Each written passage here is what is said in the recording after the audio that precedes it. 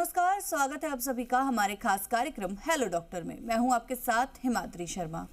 30 वर्षीय कामकाजी पेशेवर सुश्री रेखा को सुबह उठने पर दाएं और बाएं हाथ की उंगलियों में सूजन और अकड़न की समस्या शुरू हो गई। कई लोगों के लिए दिन उजाला होता है, लेकिन उनके लिए सुबह से ही दिन अंधकारमय हो गया, क्योंकि वह नियमित दैनिक कार्य नहीं कर पा रही थी। उनकी तरह भारत में लगभग 1.2 करोड़ लोग चुपचाप इन समस्याओं से जूझ रहे हैं। इस बीमारी को रूमेटॉइड आर्थराइटिस कहा जाता है, जो छोटे जोड़ों को प्रभावित करती है। आज हम हमारे दर्शकों को रूमेटॉइड गठिया की जानकारी देने के लिए आए हैं। आज हम इस रोग की जटिलताओं के बारे में जानेंगे। रूमेटॉइड गठिया एक ऐसी स्थिति है जो उम्र या लिंग की परवाह किए बिना किसी को भी हो सकती है। यह कभी कभार होने वाले दर्द से कई अधिक है। यह एक दीर्घकालिक बीमारी है जो किसी व्यक्ति की जीवन की गुणवत्ता पर प्रभाव डालती है। तो आज हमारे साथ एक्सपर्ट्स जुड़ रहे हैं जो इस बीमारी के बारे में हमें विस्तार से जानकारी दे पाएंगे। तो सबसे पहले हम हमारे एक्सपर्ट से आपका परिचय करवा देते हैं। डॉक्टर राहुल जैन, जो कि वरिष्ठ सलाहकार रूमेटोलॉजिस्ट और clinical immunologist Narayan multi speciality hospital Jaipur से हैं। तो वहीं हमारे दूसरे गेस्ट हैं डॉक्टर अमित शर्मा, रूमेटोलॉजी विभाग फोर्टिस एस्कॉर्ट्स हॉस्पिटल जयपुर से, जहां वे वरिष्ठ सलाहकार हैं। तो वहीं डॉक्टर आधार धूरिया हमारे साथ हैं, जो कि सलाहकार है रूमेटोलॉजिस्ट संतोकबाद दुर्लभ जी मेमोरियल हॉस्पिटल जयपुर में। वहीं हमारे साथ डॉक्टर अविनाश जैन भी जुड़े हैं, क्लिनिकल इम्यूनोलॉजिस्ट और रूमेटोलॉजिस्ट एसएमएस मेडिकल कॉलेज और अस्पताल जयपुर से। और चलिए आज इसी पर चर्चा करेंगे और जानेंगे डॉक्टर से कि रूमेटॉइड गठिया आखिर क्या है। तो सबसे पहला सवाल डॉक्टर अमित शर्मा से। डॉक्टर, रूमेटॉइड गठिया आखिर क्या है? My name is Dr. Amit Sharma. I did my MBBS from Medical College Kota and followed by DNB in General Medicine from Sir Gangaram Hospital, New Delhi. And then I did my 3-year super specialty DNB in rheumatology at Indian Spinal Injury Center, New Delhi. Presently, I am working as a senior consultant in Department of Rheumatology at Fortis Escorts Hospital in Jaipur, Rajasthan. Rheumatoid arthritis एक autoimmune बीमारी है जो कि आपके शरीर के विभिन्न अंगों में नुकसान पहुंचाती है, लक्षण देती है। खास तौर पे ये हाथ और पैर के जो छोटे जोड़ होते हैं, उंगलियों के, पंजों के, उनमें सूजन पैदा करती है और उसमें सुबह उठने में जो अकड़न होती है, जोड़ों में सूजन आती है। दोपहर में सूरज निकलने के साथ अकड़न कम होने लगती है, दर्द कम होने लगता है। इसके साथ में कुछ और शारीरिक लक्षण भी देखने को मिलते हैं, जैसे बुखार जैसा महसूस होना, हरारत सी फील होना, भूख कम लगना, वजन कम होना। और जोड़ के साथ साथ कभी कभी ये बीमारी दूसरे इम्पोर्टेंट अंगों को भी प्रभावित करती है। तो इम्यून सिस्टम की बीमारी है जो आपके जोड़ों को प्रभावित करती है। भाई डॉक्टर राहुल जैन, आपसे जानेंगे कि रूमेटॉइड गठिया के लक्षण आखिरकार क्या हैं? नमस्कार, मैं doctor Rahul Jain, senior consultant rheumatologist and clinical immunologist at Narayana multi speciality hospital Jaipur. Rheumatoid arthritis के जो सिम्टम्स हैं, सुबह उठने पे अगर किसी को भी आधे घंटे से ज्यादा अकड़न लगे और हाथ और पैरों के जोड़ों में अकड़न, सूजन और दर्द महसूस हो, तो ये एक गठिया के प्रारंभिक लक्षण है। और ये सूजन जो होती है शुरू में स्टार्ट होती है अपने हाथ और पैरों के जोड़ों से और फिर शरीर के अन्य जोड़ों को भी इन्वॉल्व कर लेती है।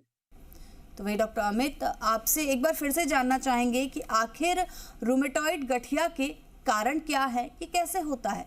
कोई डेफिनेट कॉज अभी तक रूमेटॉइड आर्थराइटिस का नहीं पता लगा है, लेकिन मोस्टली ये एक जेनेटिक डिजीज है। इसके जो जीन्स हैं, HLA जीन्स हैं, जो हमारे शरीर में या जो रूमेटॉइड आर्थराइटिस के पेशेंट में देखने को मिलते हैं, और वही जीन्स एक्टिवेट हो जाते हैं किसी न किसी एनवायरमेंटल फैक्टर्स के कारण, या तो कोई वायरल इलनेस हो, एनवायरमेंटल पोल्यूशन हो, और मोस्ट कॉमनली सिगरेट स्मोकिंग बहुत बड़ा फैक्टर है, जो अंदर अगर जीन्स हैं हमारे रूमेटॉइड आर्थराइटिस के तो वो एक्टिवेट कर देते हैं।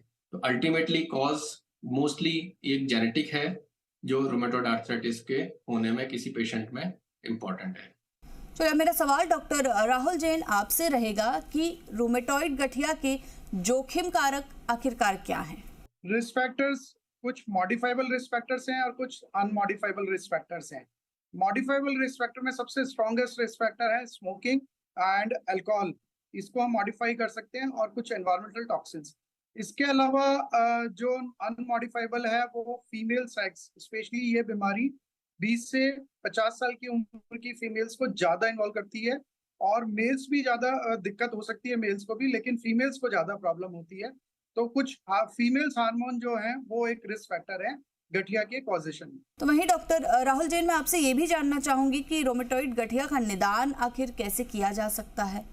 जब भी हम क्लिनिकल सिम्टम्स के बेसिस पे सस्पेक्ट करते हैं तो हम सबसे पहले कुछ ब्लड टेस्ट कराते हैं। ब्लड टेस्ट दो तरीके के होते हैं, एक तो होता है कि गठिया के को डायग्नोस करने के लिए, और एक उनको प्रोग्नोसिस करने के लिए। तो डायग्नोसिस के अंदर गठिया के रूमेटॉइड फैक्टर, एंटी-सीसीपी, ये दो बहुत इंपॉर्टेंट टेस्ट हैं। उनकी सहायता से हम गठिया को पहचानते हैं। अगर वो नेगेटिव आते हैं तो कई बार हमें एमआरआई की जरूरत पड़ती है या अल्ट्रासाउंड कराते हैं, जिससे कि हमें जोड़ों की सूजन का पता लग सके। और जैसा मैंने बताया प्रोग्नोसिस के लिए तो कुछ इन्फ्लेमेटरी मार्कर्स होते हैं, जैसे ईएसआर, सीआरपी, कई बार खून की कमी भी आ जाती है लॉन्ग स्टैंडिंग एनीमिया गठिया की वजह से। और चौथा, प्लेटलेट जो लेवल होता है या फेरिटिन लेवल होता है वो बढ़ जाता है। तो इस तरीके से हम गठिया को डायग्नोसिस एंड प्रोग्नोसिस करते हैं। डॉक्टर अमित, आपसे जानना चाहूंगी कि रूमेटॉइड गठिया के लिए आखिरकार उपचार क्या है, कैसे इससे बचा जा सकता है? रूमेटॉइड आर्थराइटिस में अब बहुत अच्छा वैज्ञानिक डेवलपमेंट हुआ है, और इसमें डिजीज मॉडिफाइंग ड्रग्स अब काम में ली जाती है। अब वो जमाना गया जब इसमें पेन किलर्स और स्टेरॉइड्स की जरूरत पड़ती थी। अब डिजीज मॉडिफाइंग ड्रग, जिसका मतलब है कि वो बीमारी की जड़ पे जाके असर करती हैं, और जो बीमारी का जो अंदरूनी कारण होता है, जो सूजन होती है, उसको टारगेट करती है। और उसी कारण से अगर बीमारी की जड़ पे काम होगा तो जो जोड़ में सूजन है वो कम होगी, और सूजन के साथ दर्द भी कम होगा, और बीमारी बिल्कुल कंट्रोल रहेगी। तो डिजीज मॉडिफाइंग ड्रग अवेलेबल है, गोलियों के रूप में अवेलेबल है, और उसका एडवांस वर्जन जो अब आ गया है इंजेक्शंस के रूप में, उन्हें हम बायोलॉजिक थेरेपी कहते हैं। और उसने हमारी जो रूमेटॉइड आर्थराइटिस के ट्रीटमेंट में एक रिवोल्यूशनाइज कर दिया है। मरीज को बहुत अच्छा रेस्पॉन्स आता है बायोलॉजिक ड्रग्स लेने के बाद। और जिन मरीजों में जो गोलियां काम नहीं करती या उनसे उनको तकलीफ होती है लेने में, या बीमारी नहीं कंट्रोल में आती, तब हम बायोलॉजिक ड्रग्स का यूज करते हैं। अभी अभी कुछ दवाइयां और आई हैं, मॉलिक्यूल्स, स्मॉल मॉलिक्यूल्स हैं, जो रूमेटॉइड आर्थराइटिस के अगेन डिजीज मॉडिफाइंग ड्रग हैं, उनकी जड़ों पे काम करते हैं, और उसी कारण से बीमारी को हम कंट्रोल कर पाते हैं। तो अब रूमेटॉइड आर्थराइटिस के मरीजों को दर्द की दवा से दर्द ठीक करने की जरूरत नहीं है, क्योंकि वो सिर्फ दर्द में आराम देती है। हमें डिजीज मॉडिफाइंग ड्रग्स का इस्तेमाल करना चाहिए जो बीमारी की जड़ पे काम करे। तो भाई डॉक्टर राहुल जैन, मैं आपसे ये सवाल पूछना चाहूंगी कि आखिर हमारी जीवन शैली में ऐसे कौन कौन से बदलाव हैं जो रूमेटॉइड गठिया को प्रतिबंध करने में, उसे रोकने में मदद कर सकते हैं? जी, सबसे इम्पोर्टेंट ये है कि हमें पेशेंट्स को ये क्रोनिक डिजीज है, जो कि एक ऑटोइम्यून डिजीज है, जिसमें लाइफ लॉन्ग ट्रीटमेंट लेना जरूरी है। और उसमें कुछ लाइफस्टाइल चेंजेस ऐसे हैं कि अगर कोई स्मोकिंग करते हैं, अल्कोहल लेते हैं या नॉन वेजिटेरियन डाइट लेते हैं, वो उनको छोड़ना होगा। इसके अलावा रेगुलर एक्सरसाइज, योगा, प्राणायाम और मेडिटेशन, ये सब चीजें करनी है। और एक पॉजिटिव माइंडसेट रखना है, पेशेंस रखना है, और इसके अलावा डिसिप्लिन के साथ मेडिसिन लेनी है। और एक हेल्दी लाइफस्टाइल इंपॉर्टेंट है कि हम एक्टिविटी इन मॉडरेशन रखें, ना ज्यादा काम ना ज्यादा आराम, और ठंड से बचें। सबसे इंपॉर्टेंट है कि ये कोल्ड एक्सपोजर इस बीमारी को बढ़ा देता है, तो हमें ठंड का ख्याल रखना है। जब भी ठंडा मौसम हो या गर्मियों में एसी, कूलर, इनसे दूर रहना है, और फ्रिज के पानी से दूर रहना है। तो इन सब चीजों से हमें दूर रहना है। डॉक्टर अमित शर्मा, आपसे पूछना चाहूंगी कि रूमेटॉइड गठिया की जटिलताएं क्या होती हैं?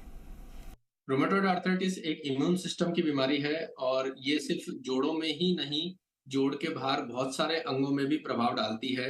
ये आंखों की जो आंसू की ग्रंथियां हैं, उनमें सूखापन ला सकती है, जिससे आपके आंखों में आंसू बनना बंद हो सकते हैं। मुंह में जो लार की ग्रंथि, उससे लार बनना कम हो सकती है, मुंह में सूखापन आ सकता है।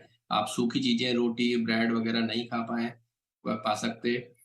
ये आपकी पैर की नसों में खराबी कर सकती है, जिससे कि आपको पैर की सुनपना आ सकता है, पैर की जो नसें खराब हो सकती हैं, पैर में लकवा आ सकता है।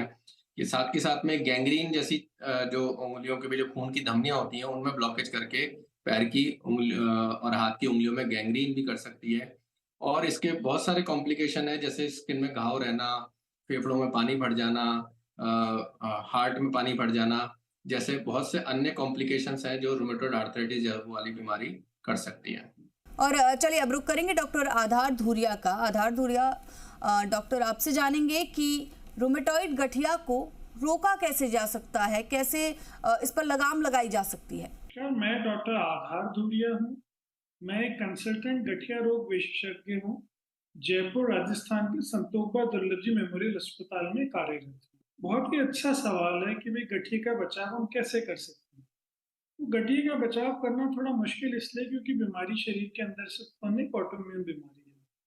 तो ऐसा नहीं है कि किसी खान पान से या रहन सहन से गठिया होता है तो जो कार्य ना करें तो बचाव हो जाए। अभी तक हमारे पास कोई ऐसी दवाई नहीं है जिससे हम गठिया का बचाव कर सकें, परंतु कुछ आदतें हैं जिनको करने से हमें फायदा है। खासकर धूम्रपान ना करें। धूम्रपान करने से गठिया का खतरा बढ़ता है, चाहे वो बीड़ी हो, चाहे सिगरेट हो, चाहे हुक्का हो, चाहे वेपिंग हो। तो धूम्रपान अवॉइड करना बहुत आवश्यक है गठिया के बचाव के लिए। बाकी स्वस्थ जीवन जिए, कसरत करें, साधारण आहार लें, शरीर स्वस्थ रहेगा। तो वहीं डॉक्टर धुरिया आपसे ये भी जानना चाहेंगे कि रूमेटॉइड गठिया और ऑस्टियो आर्थराइटिस के बीच आखिरकार अंतर क्या है। तो रूमेटॉइड आर्थराइटिस जैसे मैंने आपको बताया एक ऑटोइम्यून बीमारी है। शरीर के अंदर जो हमारे रोग से बचाने वाले सैनिक हैं वही जोड़ों पे इफेक्ट करते हैं। दूसरी तरफ ऑस्टियो आर्थराइटिस जो है वो उम्र दराज घिसने की वजह से, जो कार्टिलेज जो गद्दी होती है जोड़ों के बीच, उसके घिसने से उत्पन्न है। रूमेटॉइड आर्थराइटिस के मरीजों को सुबह के टाइम जकड़न रहती है जो आमतौर पर 30 से 45 मिनट से ज्यादा रहती है।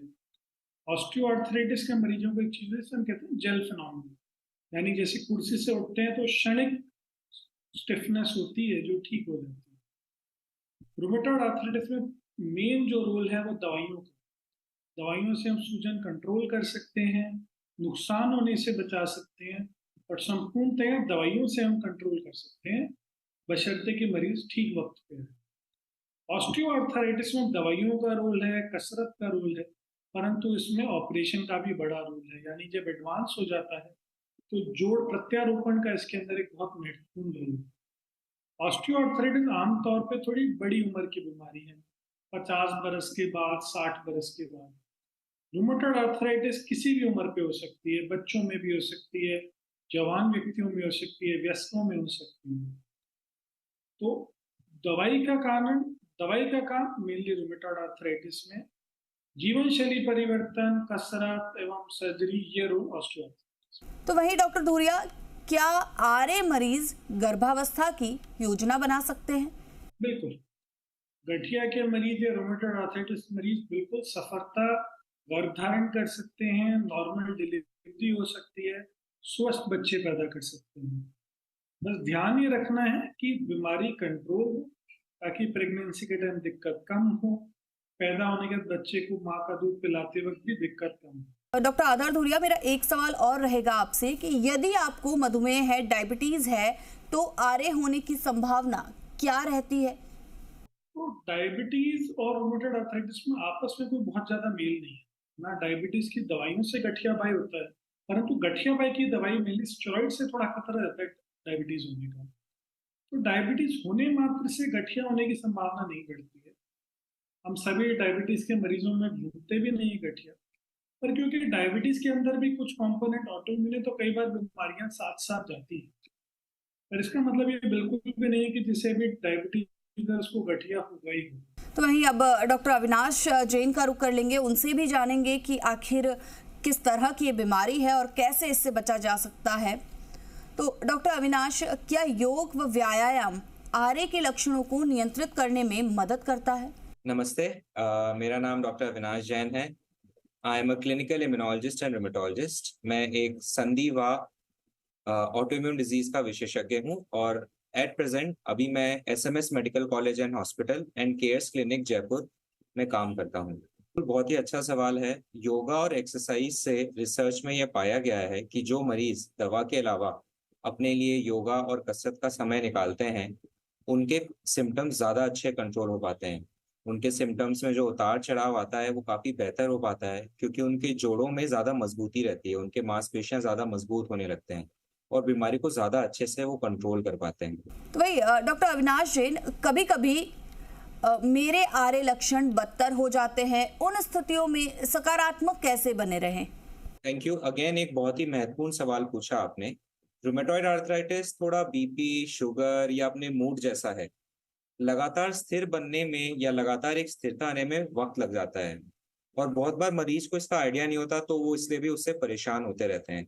तो ये एक एक जैसे शुगर है, कई बार लगातार कंट्रोल रहता है, बट कुछ दिन ऐसे होते हैं जब ये ऊपर नीचे हो जाता है, वैसे ही रूमेटॉइड आर्थराइटिस है। लेकिन इसके लिए सबसे ज्यादा महत्वपूर्ण ये है कि अगर हम नियमित दवा लें, अपने नियमित चेकअप करवाएं, एक्सरसाइज और योगा करें, तो ये जो उतार चढ़ाव वाला सिम्टम्स हैं ये काफी हद तक कम हो जाता है। आप अपने रूमेटोलॉजिस्ट से बात करें, वो आपकी दवा की डोज एडजस्ट करके आपको हेल्प करेंगे कि उतार चढ़ाव कम से कम आए।